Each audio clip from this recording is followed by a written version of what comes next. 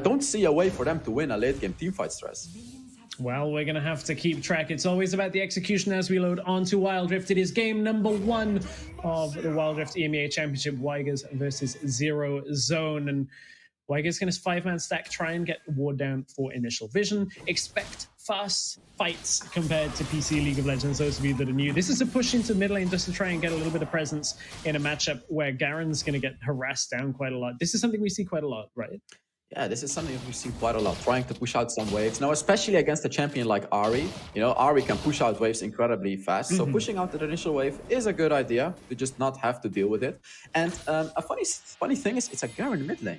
What's a Garen doing in mid lane?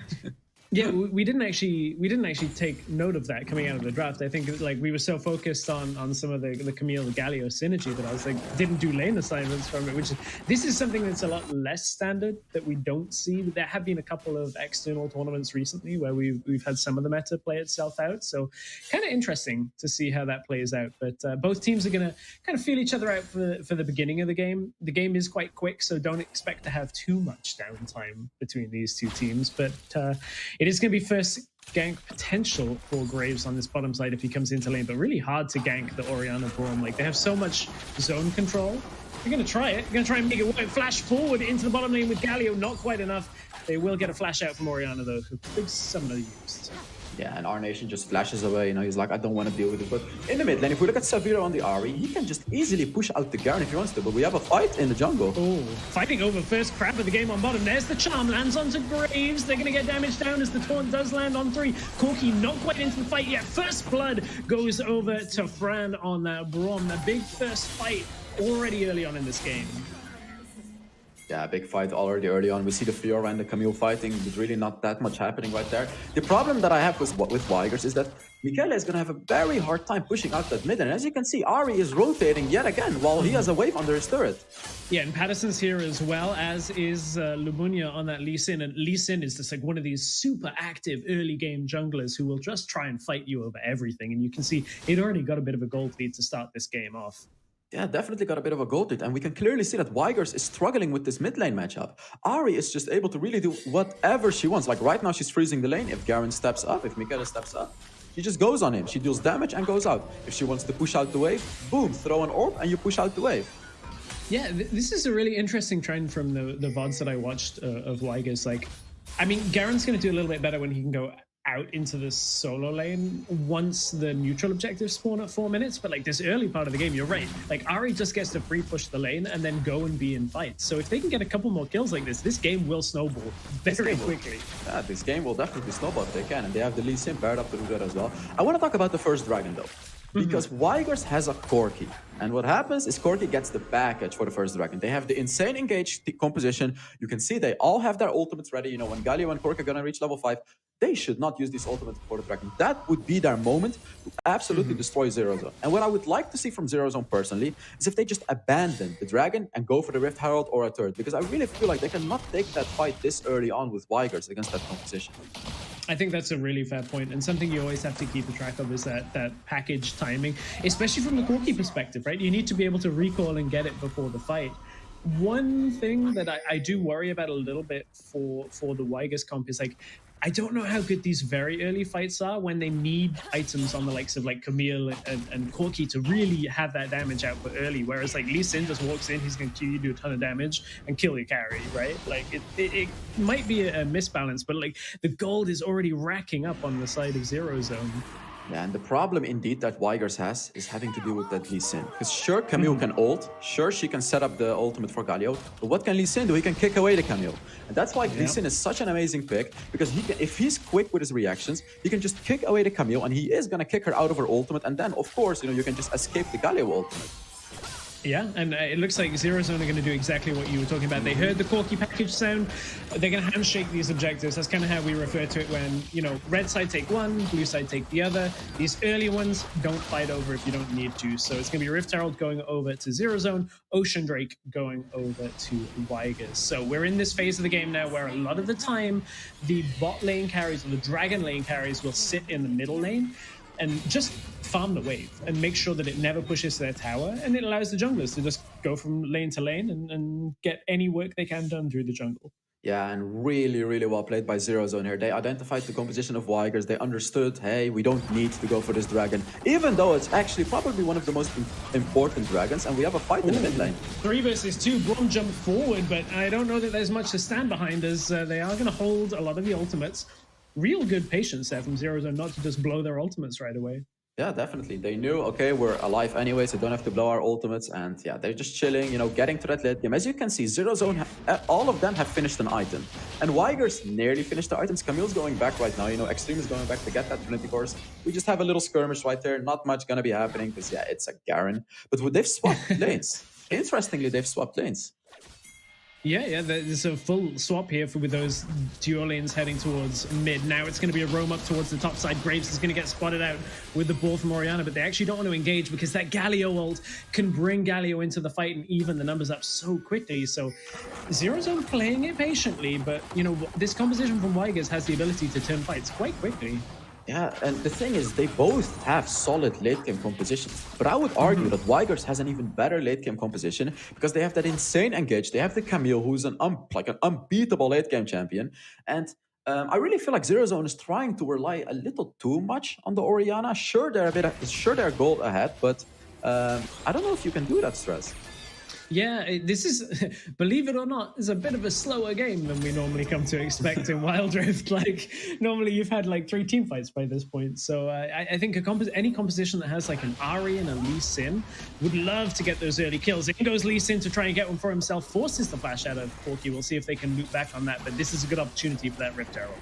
Yeah, they dropped the Rift Herald, and we can see that Wygers is ready to defend. They're not going to get a turret out of it, very likely. As we can see, they go in for a fight. Oh, they do land the taunt on 3 people. Shockwave doesn't really do too much. They're going to throw the Braum ult onto it as well. I think this might be an overextension if they stick around because look, Garen is closing in, as is Camille, although Camille now caught out on the side by Patterson. That's the kill going on to Graves as Labunya picks up one under Lee Sin, flashes himself away, and should be able to get back out of this fight now. Oh, Garen locked in position for a little while, will get taken down, and it's all ZeroZone so far. Oh, all ZeroZone so far. They kind of wasted their ultimates in the beginning of that fight, but it ended up working really well for them. And I'm saying wasted, but they did get some of the members from Wygers at a very low amount of HP, which they were able to finish them off. And now they're getting a mid lane turret as well. This is massive for ZeroZone. This is the advantage that they needed. This is the gold lead that they did. Actually, they don't get the turret. Huh. Yeah, it stays at 200 health. It's difficult on that Orianna once the enemy team is back out, but they will push onto bot lane. They've got to be careful they don't overstay because look at that minimap. There's 4 members of Wygers heading bot lane. It's going to be 400 health on this turret as well. So 2 objectives they've not quite been able to secure.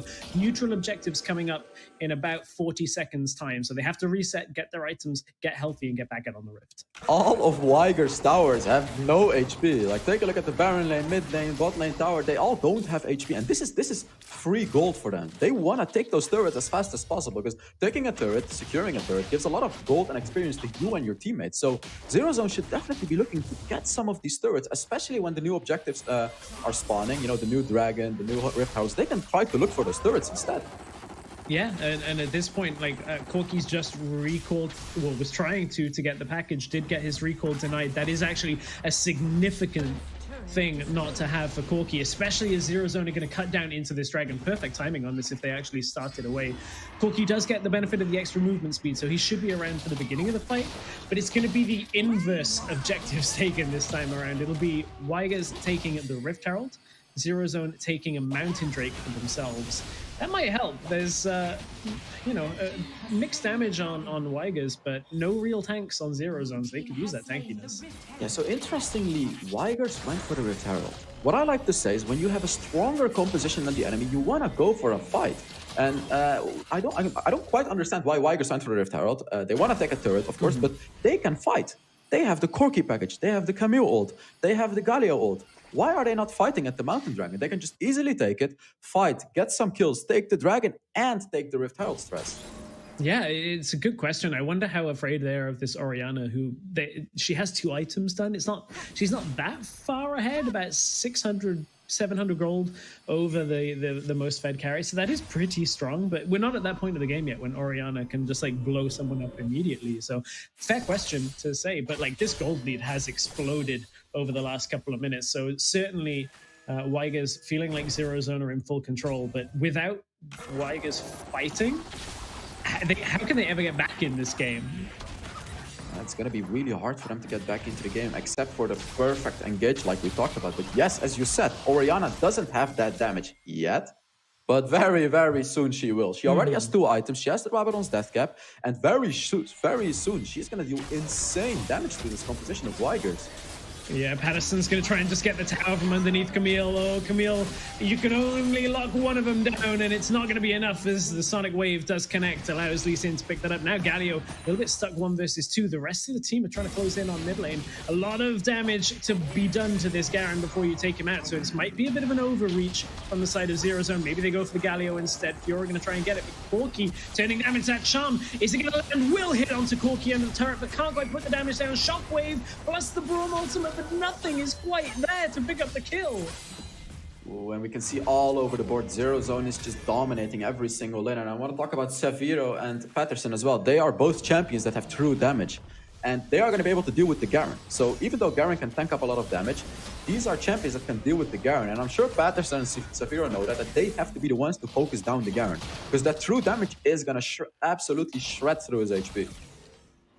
Well, we've had all 3 of those outer towers taken in favor of ZeroZone, now up to just about a 7,000 gold lead. It's going to take a pretty important fight for Wygers to come back into this, and this Camille just hasn't had the presence of a first pick that we would like to see from a Camille. Like, a lot of her strength comes from being able to pick off 1 target out on a side lane before a fight ever starts, and then coming into a fight and like getting that angle in. But when you're behind, it's so hard to do on Camille. Yeah, definitely, it's really hard. We see all 5 of them here. They might try to dive, but yeah, they actually go for the Rift Herald push. And the thing is, right now, ZeroZone, every single one of their members have 2 items, except for the support. But they all have 2 full items. Yeah, Rift Herald doesn't even do anything. Wygers, on the other hand, none of them have 2 items yet. So this is a massive advantage for ZeroZone. They need to look for the fight now. Like, they need to be the aggressors right here now. Yeah, and it's so hard when, like, one of your options is, okay, we drop the Rift Herald and we force somebody to get it, and if they're not all there, maybe we can take a fight. Well, all 5 members are there, the Rift Herald dies, doesn't even get a charge. So, really tough spot to be in. Braum is going to get silenced as he's in the brush. Hits the Krug, not really the target he was looking for on that Winter's Bite, but ZeroZone are going to back themselves away. Fiora on the side lane is so strong compared to Camille. This could end up being a bit of a split push game while the rest of the team disengage. This team setup does lend themselves towards like a 1-4 in PC terms, where like you disengage with the rest of the team while Fiora does work on the side. Yeah, and I really like that ZeroZone is doing that, especially in this draft, because we know that Wygers' composition is supposed to have a 5-man fight, right? Camille engages, Galio follows up. If you don't have the Camille engage, it makes it infinitely weaker. So I really like the fact that Patterson on the Fiora has decided to split push instead. Yeah, it really rips Wygers around the map. They're going to focus topside here. They're sacrificing the dragon to try and get the tower. There's no way they start Baron. ZeroZone are so close that this would be suicidal to do it.